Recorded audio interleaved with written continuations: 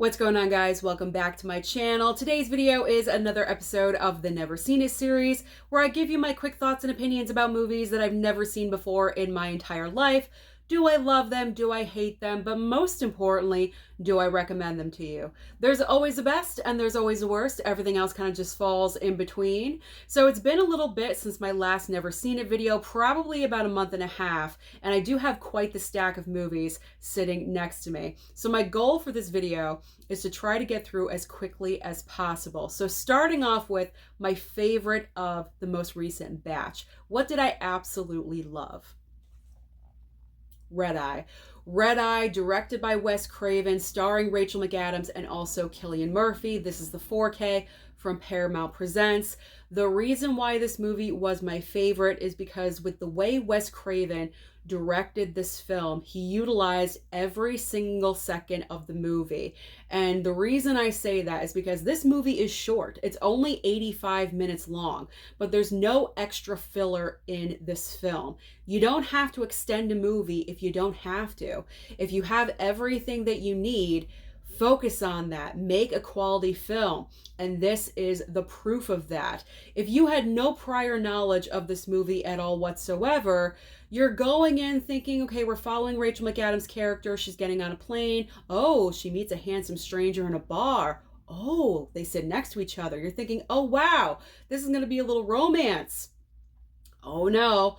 This film takes a sharp 180 as soon as they get onto the plane, and you literally don't know what is going to happen next. And like I said, with Wes Craven directing, utilized every second of this movie. That's the reason it was my favorite. No filler in this film at all whatsoever. Direct and to the point. People need to take notes in Hollywood with this because everyone extends their movies to 2.5, 3 hours when it's not necessary. Sometimes shorter is better. Shorter is better, guys. So Red Eye, for that reason, is my favorite. All right. Next up is another Paramount Presents. It is Double Jeopardy. This is the 4K as well.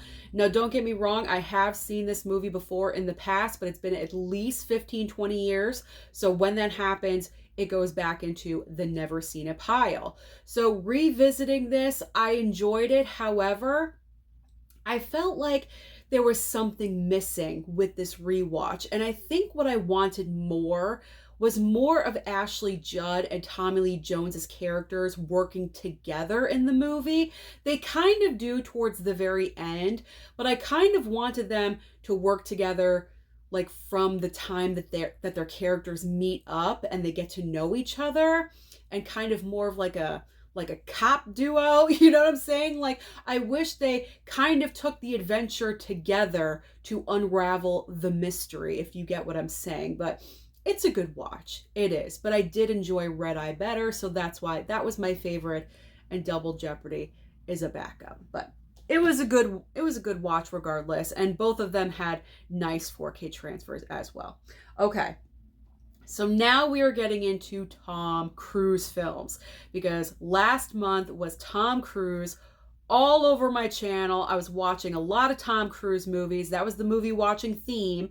So starting off with Oblivion. I had no idea what was happening in this film at all whatsoever. Not a clue. Not a clue. I did not pick this movie up, by the way. This was sent to me from a subscriber. So I figure I would watch it. It's got Morgan Freeman in it. And anytime Morgan Freeman is in anything, I want to watch it because he's amazing. He's just one of those natural actors. He could read the phone book and I'm paying attention, you know? But with this film, it was kind of difficult to pay attention. Like I said, sci-fi and myself, we don't really mix because it's not like I'm stupid. I just don't understand it. I just don't understand it.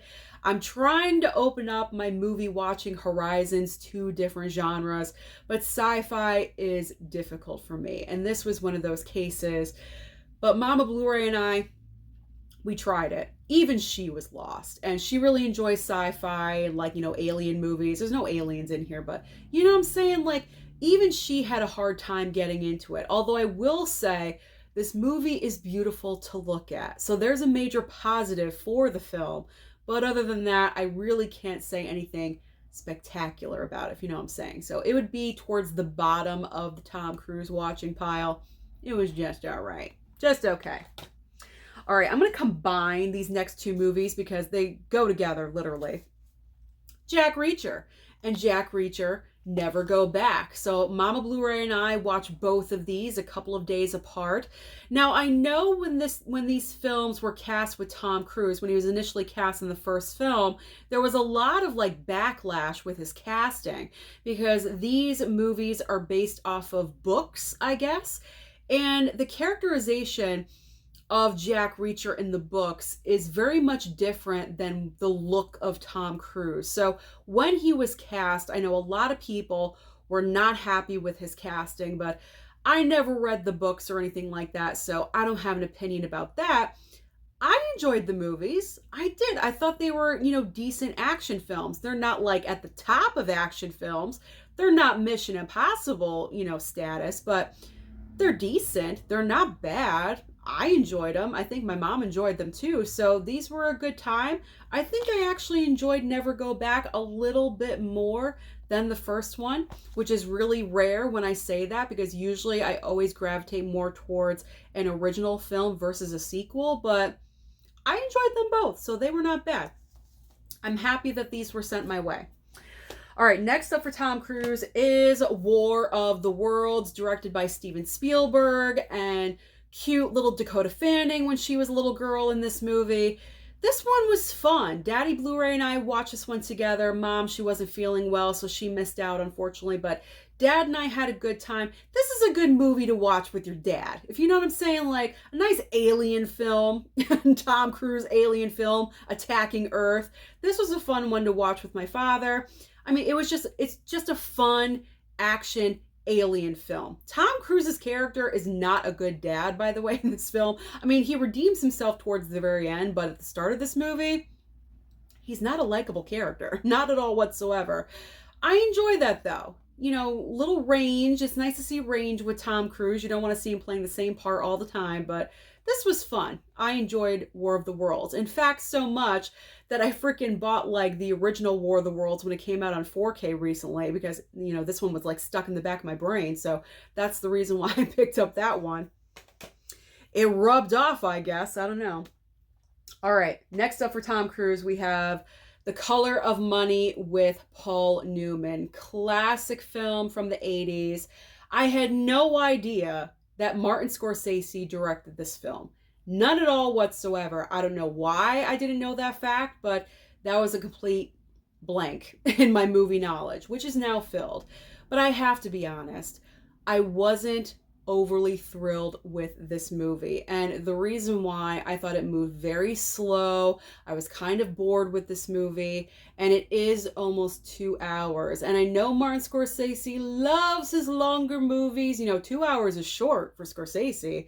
He's all about 3-4 hour movies, but I mean, this didn't need to be 2 hours in my opinion. I thought there was a lot of filler in here. They could have cut some scenes out and they could have made it a little bit sharper. So I'm not the biggest fan of The Color of Money. Possibly if I watch it again, maybe get used to it. But right now it is lower on my list. Lower on the Tom Cruise list and lower on the Scorsese list, unfortunately. All right. Risky Business. Risky Business is up next. Classic Tom Cruise. So I ordered this from Groove. Groove was having an amazing sale. I picked this up for $5.99. And of course, the 4K got announced. So I believe we're getting a 4K upgrade. I just need to always buy from Groove because when I buy from Groove, the 4Ks always get announced within a week or two after I get my purchase. But anyway, I wanted to watch this one because the package came in right at the end of July, and I figure Risky Business is one of Tom Cruise's most epic, like everyone knows Risky Business. It's one of his most classic films ever. The scene with the music, he's sliding across the floor, we all know that scene. So because I've never seen it, I really wanted to watch it. It was just okay. It was another one of those instances where this movie was just okay to me. I don't see what the big deal is about this movie. I did enjoy that it's an 80s film through and through. I love 80s films. They're a comfort for me. So anytime I just really need to relax, or if I'm in a mood and I want to change it, I'll pop in an 80s film. Now, having an 80s movie playing in front of me, that was the best part about it. Like the clothes, the music, the haircuts, the stars at the time. Like I embraced that fully. But I don't see what the big like to do is about Risky Business. It's not like the best movie on the planet to me. Again, maybe if I watch this a little bit more and more, then I'll grow to love it. But I prefer my John Hughes. Like if I'm going to watch an 80s film, I'm pulling John Hughes. I'm not going to pull Risky Business, unfortunately. Although I did like it, I don't love it. I liked it, I don't love it. I just want to clarify that. I don't hate it. I liked it. All right. Another 80s Tom Cruise. All the Right Moves. This one is extremely relatable because it's all about Tom Cruise's character. He's like a senior in high school. He's on the football team, and all he wants to do is get out of his hometown. He doesn't want to be stuck. He wants to go out into the world, succeed, and make something out of himself. And it's the entire journey. Is he going to be able to do that or not? And that is something that everyone can relate to, including myself. We've all had those little voices in the back of our minds saying, what are we doing here? We have to get out. You're better than this. We've all experienced it. So that's what I love most about this film, the relatability. Leah Thompson is also in this film, and for some reason I found it weird that she was making out with Tom Cruise. Not really sure why. I mean, he was a star at the time. She's a star at the time. She was huge at this time in the 80s. He was just, rising as a star. I don't know. I just found it weird and awkward for some reason, but nothing too like catastrophic. I still went with it, but it's a decent, good movie. Car outside. I'm filming a video. Don't you know that? Anyway, this one is a good, solid 80s film. I did enjoy it more than Risky Business, surprisingly enough. But I look forward to watching this one again because I feel like it's another one of those cases. If I watch it more and more, I'll enjoy it more and more. Can I say more anymore? Can I say more anymore in this video? All right. Another Tom Cruise. However, if you blink, you will miss him. Endless Love. This movie is like modern day Romeo and Juliet. You have our 17-year-old boy and our 15-year-old girl played by Brooke Shields. Tom Cruise is in this film for literally 3 minutes. Like I said, if you blink, you will miss him because he's really not in this film at all. Even though he does have a very pivotal point in the movie with the dialogue that he says, that's it. He's only in one scene and then he's gone. But I wanted to watch it anyway because it's been sitting on my never seen it shelf for a while. So I wanted to experience Endless Love. Oh my God, this is one of those cases where the love is just so sick. It's unhealthy. This couple should not be together. I mean, yeah, at first it's cute and everything, but it just gets to the point where it's too serious, too soon, and it's way too adult for the ages that these kids are. And that's the ride that you go on in this movie. So I enjoyed watching it. It was all right. Continuing on with the Tom Cruise movies, I have Days of Thunder, another Paramount Presents. This movie was just average to me. I didn't love it. I didn't hate it. I'm not thrilled with racing. I don't watch racing, so it's not super thrilling to me, but it's an average film, especially on the Tom Cruise scale, because in my opinion, Tom Cruise has done so many films in his filmography, so many different types of movies, that this one is just okay because there's so many other like upper level, top tier Tom Cruise films. So this one falls into the middle of the pack. There's nothing wrong with it. It's just average. So I enjoyed it, but I didn't love it. My final Tom Cruise title of the never seen it anyway is Jerry Maguire. Now this is again another one of those cases. I saw this film when it first came out, over 20 years ago, however long it's been, and I haven't watched it since now. So back then, when I watched it for the first time, I was not the biggest fan of this movie for some reason. I'm not really sure why. And I think that's the reason why I just never wanted to watch it again. But you have to have an open mind. So I'm opening up my mind and watching movies I wouldn't normally watch. And Jerry Maguire was one of those. And actually, I'm happy that I'm doing this because upon rewatching Jerry Maguire, I enjoyed it more. I laughed a whole hell of a lot more. I thought this movie was way funnier now than I did 20 something years ago. Cuba Gooding Jr. is hilarious. And I know a lot of people said when he won his Oscar, he wasn't really deserving. I think he deserved it. I really do, because his performance is definitely one of, if not the standout of this entire film. His chemistry with Tom Cruise, really nice. You have young Renee Zellweger at the very beginning of her stardom in her career, so that's nice to see her way back in the day.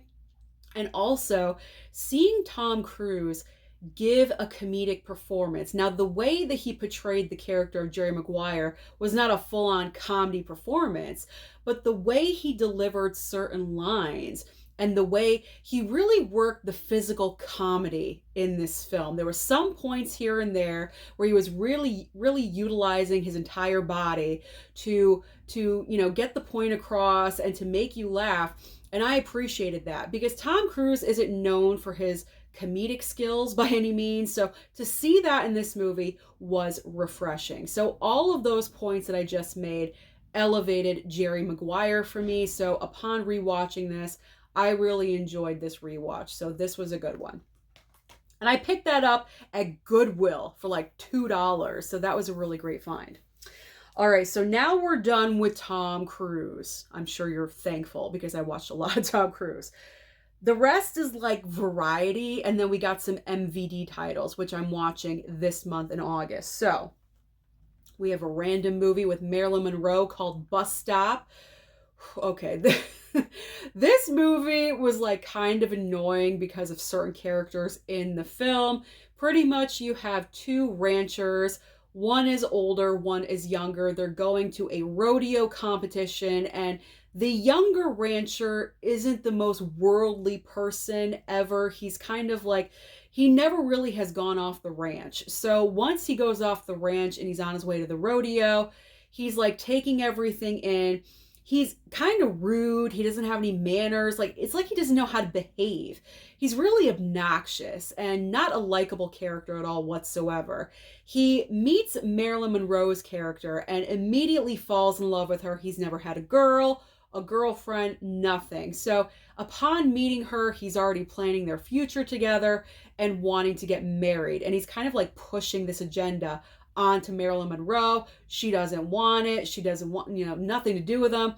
And the entire third act of the film takes place in a bus stop. And that's the reason why it's called Bus Stop. This movie is all over the place. You want to kill the leading actor because the character is so annoying. I know that Marilyn was quoted as saying that her acting in this movie was the favorite that she's ever done. She enjoyed working on this film the most out of any film that she ever did. But I gotta say, when I want to watch a Marilyn Monroe movie, I'm not pulling this one. I'm gonna pull 7-Year Itch or Some Like It Hot or Gentlemen Prefer Blondes, because those movies to me are way better than Bus Stop. This may be Marilyn's favorite, but it was not my favorite. It was like okay annoying. Like, it was okay that I watched it, but it was so annoying I don't want to watch it again for a while. If you get what I'm saying? It falls into that category. So I don't really recommend this one for Marilyn people out there. If you want to watch Marilyn, watch one of her more well-known titles. All right, next up. Here is the leftover from Disaster Movie Watching Month, and that is the Poseidon Adventure.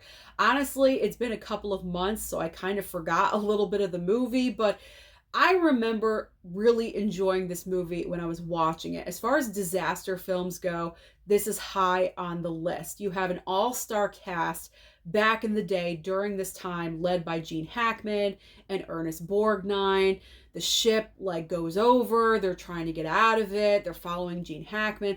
I really enjoyed this one. So if you're looking for a great disaster film, I would highly recommend The Poseidon Adventure. Okay. Little quick with that one, but I don't have the best memory with that, so we're just going to move on. Okay. This was a random pull one night. I don't know what I was thinking. The Best Little Whorehouse in Texas. This is a musical with Burt Reynolds and Dolly Parton. This is not one of my favorite musicals. It's actually kind of weird. You have Burt Reynolds playing the sheriff of the town. Dolly Parton is the madam of the brothel in the town. And this brothel has been like a staple in this town for like 30, 40 years, something like that. And you have Burt Reynolds and Dolly Parton, and they're in a relationship. They're seeing each other, but I don't think anyone knows it. If memory serves me correct, it's a secret. And no one knows that they are actually, they kind of like each other and they're seeing each other and everything. So it's just okay. It's just an okay musical. There are some good songs in here, but nothing that is memorable. I don't remember any of the songs from this musical movie. I saw this probably about a month ago, and I couldn't name one. I couldn't name one. So it doesn't fall high on my musical list. I do have to say it is towards the bottom, but I'm glad I finally watched it because it's been in the pile for a hot second. All right. Vinegar Syndrome. We're going over to Vin Sin with Freeway. All right, this movie takes me back. When Vinegar Syndrome announced that they were doing a 4K upgrade for Freeway, I know a lot of people were anxious to put in their pre-order. I was one of them. This is one of those movies that I watched when I was younger. I probably shouldn't have watched, but I did because my parents did have HBO. I think it was HBO. I think HBO was the only like channel that we had that we paid extra for. We didn't have a lot of money back in the day, but we had our HBO. So I feel like this was one of those titles where that's where I discovered this movie for the first time, was on HBO. And my parents worked all the time, so I was kind of like, you know, alone a little bit. So that's where I discovered this movie at like, what, 10 or something like that. You have Kiefer Sutherland, who plays the bad guy oh so well, of course, because whenever you need a bad character, you call Kiefer Sutherland. He's just so good at playing the villain, and a very young Reese Witherspoon. There is a lot of literal, wow, what'd I say? There's a lot of literal, there we go, references to Red Riding Hood and the Wolf, like a lot of obvious even names being stated that are referred to Little Red Riding Hood. So that's a little bit interesting, I guess. I don't know, but my voice is leaving me, but rewatching this after so many years, it was fun. I mean, this is like kind of the definition of mindless entertainment. You just throw this in, you just accept it for what it is. You know you're not getting Shakespeare with this movie, so you just enjoy it. It is a little bit gory, a little. It gets violent, it does. So there's like some moments in here, but nothing that you can't handle, you know. So it was fun. It was fun to revisit it. And I like that slipcover too. All right. Oh man. Okay. All right. We are getting into one of the movies that I will regret buying in the year of 2023, and that is R.I.P.D. Why did I pick this up? I don't know. I was curious about it. This is one of those cases I should just stream the movie first, see if I like it, and if I do, then pick it up on sale. But I don't. I'm an idiot. I picked this up. At least it was on sale. I think it was $14.99, something like that. So at least I didn't pay full price for this damn thing. But this is not a good movie at all whatsoever. I don't recommend it. What's really sad to me is that Jeff Bridges is in this movie. And to me, at this point, Jeff Bridges is a Hollywood legend. He's been in show business for so long. And for him to be in a movie like this is just embarrassing. This material, lack of material that we're working with in this movie, is so beneath Jeff Bridges. And this character that he plays, it's so cringy. So that was just extremely disappointing to see. Ryan Reynolds, I'm not shocked that he's in a movie like this, because for some reason, I'm just not shocked, because Ryan Reynolds, either he's good or it's really bad. Like, it happens. It happens to the best of us, but it's just disappointing to see such a Hollywood legend as Jeff Bridges being in a movie like this. So I don't recommend you pick up this title. Stream it. If you're curious about it, just stream it. It's probably available somewhere. Save your money. Let me be a lesson to you. All right. So now we are getting into the last 5, which are MVD titles. So MVD movies are what I'm watching this month in August. I kind of thought about leaving them out and starting fresh next month, but you know what? Let's just get into them. I don't want to get too far behind. So, I See You with Stallone. Just watched this one last night. Okay, so I gotta brace myself. So I have seen this one before, recently in fact, but I wanted to give it a rewatch because I fell asleep during the first watching. Of course, it always happens to me. It always happens. But I gotta say, last night when I was watching it again, sleep again. I was fighting it. I was fighting it as much as I could, but I have come to the conclusion that I get bored with this movie. And the reason why I get bored with this movie, and I hate saying it because I love Stallone. You know, Sly is my guy. Okay, Sly is my guy. I hate saying that Stallone bored me, but with this movie, I think what the main problem is that we're in like reality in real world. The first 10, 15 minutes, Stallone is, what is he, FBI or something in the movie? He's FBI. Let's just say FBI. He's FBI in the movie. He's trying to find this serial killer. Okay, I'm hooked. I'm there. I'm interested. We're in the real world. His girlfriend, I think, gets murdered by the serial killer. So now he's even more motivated to find this bastard. But unfortunately, he starts drinking a little bit too much. And then the rest of the movie takes place, which is he goes to like a rehab for cops, FBI, regular cops, whatever, that have problems, that need to work through them. And that's where the rest of the movie takes place. And I feel like that was boring. That's boring to me. For some reason, I'm just not vibing with the cop rehab place. And if this movie was like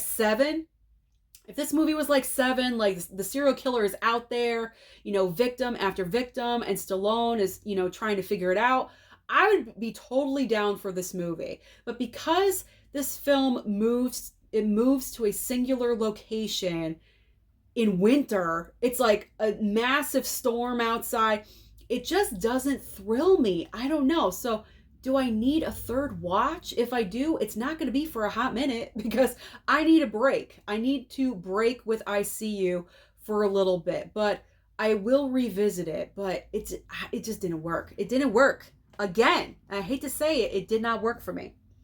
All right, my favorite watch of the MVD titles so far is Vengeance with Nicolas Cage. So this movie is all about Nicolas Cage. He is a detective. He's just like a regular cop, has a partner, of course, and he randomly meets a young lady in a bar, and they kind of talk and get to know each other a little bit. They have a commonality, but nothing comes of it. Just met her, whatever. A couple of days later, she's walking home with her daughter, and they both get attacked, and the mother gets physically assaulted really horribly. You can guess what I'm alluding to.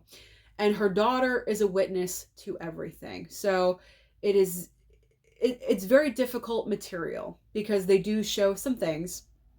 But Nicolas Cage, is obviously now the assigned detective to the case, and it's all about moving forward and trying these men that, did this attack and everything. But one major problem that I had with the movie, and I enjoyed the movie, I did, but the one major negative for me was there wasn't enough Nicolas Cage. I feel like they focused more on the mother that was attacked, her mother that's dealing with her daughter's attack, and also the granddaughter who witnessed the attack. It's more focused on the family than it is the actual, like, law of the situation, like the detectives, Nicolas Cage, a trial. It's more focused on the human emotion and the human aspect versus actual law, if you get what I'm saying. So that's what I had a problem with, because if you don't have a lot of law, then you don't have a lot of Nicolas Cage. And I felt like, because the story is called Vengeance, the entire Vengeance plot line that involved Nicolas Cage was kind of shoved off to the side just a little bit and kind of like shoehorned in at the very end. So there wasn't enough of that for me. It was kind of like done really, really quickly. And then the movie ended, So I just wanted more of Nick. I wanted more of Nick. That's all I wanted. But I enjoyed this one. I did. I can recommend this one. It was a good one. I mean, it's not the best movie on the planet, but I mean, it was a decent watch. Okay, next up. Oh man, Men at Work. Okay. I can totally see how this movie is a guilty pleasure for a lot of people out there. For me personally, it is not. So we have two men here. It's Charlie Sheen and Emilio Estevez. They're brothers in real life. Emilio wrote and also directed this movie. Maybe he took on a little too much. I don't know. But the weak point of this entire thing is the script. It's not the smartest script on the planet. It's very, very, very, very basic. Very basic. They play garbage men. And one day on their route, they find a political candidate in a garbage can. He was murdered the previous evening, and so they find him in a garbage can the next morning. And instead of doing the most logical thing, which is, I don't know, notifying the authorities about a political figure showing up murdered, they just decide to take things into their own hands and they go off on their own adventure. Like, it's literally so dumb. Why would you do that? Because the cops are going to automatically think that you had something to do with this. So that right there, I checked out. I kind of checked out at that point. I still watched it the entire time. I did stay awake, but it is at the bottom of my pile. It's not the best thing. It's not the best thing in the world. It is not. I do like the slipcover though. I like the slip. That's like the best thing about the movie. Okay. All right. The final two films, and these are bottom of the barrel, but one is a little bit better than the other. And that is Monday Morning, but not by a lot. This is the complete and total ridiculousness of the bottom of the barrel film is the reason why this is in second to last place. Otherwise, this would be at the very bottom. So really quickly, the plot line of Monday Morning is you have there's this group of 5 or 6 teenagers that are transfers into a new town. And because they're transfers, they're immediately ostracized. No one likes them. They're in a Richie Rich town. They're not Richie Rich at all whatsoever. But the town they move into, Richie Rich people. And because of that, they're automatically not liked. They're transfers. No one talks to them. But of course, you have one transfer boy that falls in love with a Richie Rich girl who plays the sister of the king asshole of the Richie Rich people. Of course, always. It's always written like that. So they're secretly dating. She doesn't care that he's a transfer, that he doesn't have a lot of money, at all whatsoever. So that's kind of the focus of the movie. And I'm like, where is this going? I thought this was a horror film for some reason. I thought that was a knife. It's a gun. I thought it was a knife when I ordered it. It's not. It's a gun. So that comes into play at the very end of the movie. And that is what I have the most issue and problem with. The last half an hour, at least 20 minutes. The last 20 minutes to half hour of this movie is so drawn out. It is ridiculous. You have the head transfer boy that is being attacked by, the Richie Rich kids in the classroom. They bring a gun because they're going to shoot. Their plan is to shoot him. How stupid. Their plan is to shoot him. They end up fighting over the gun. Then they end up shooting a teacher accidentally. And then the transfer boy, because he's so scared, he doesn't know what to do. He ends up holding the entire classroom hostage. And literally, it's like that for at least 20 minutes. And this was me staring at the screen. I'm like, where is this going? How is this going to...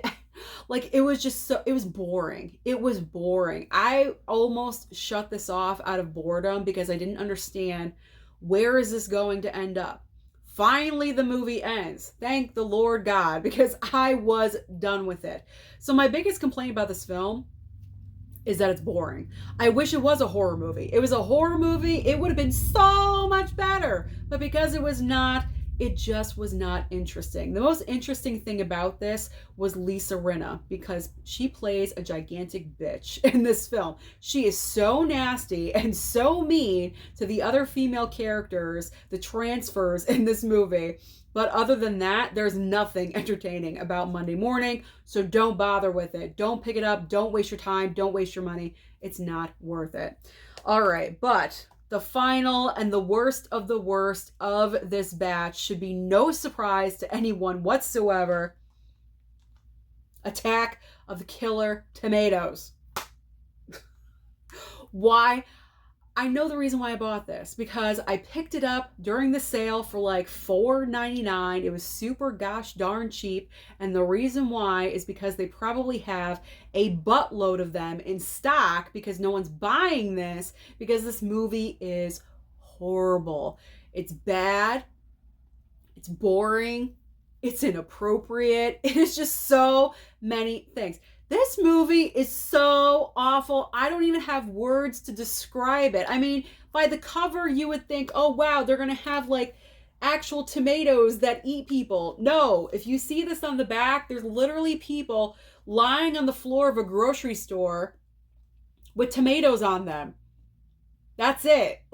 Like there's no actual tomatoes eating people. And you want to know why? Because this was back in the day where they didn't have that technology to do that. They couldn't even make it practical to do that, to make it look like this. There's nothing entertaining about this movie.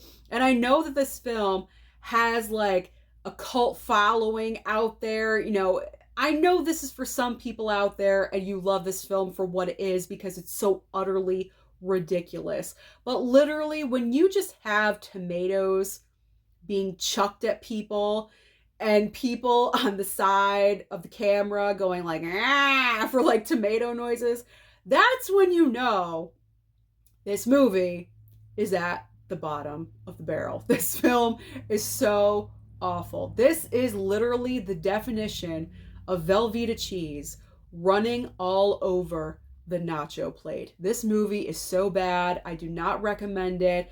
I don't know if I'll ever watch it again. No, just don't do it. Don't do it. So because of that, you know what has to happen. You know what has to happen. It has to get thrown. So those are all the movies that I've been watching lately. Comment down below and let me know, what have you been watching lately? Don't forget to like and subscribe before you leave, and I'll see you next time.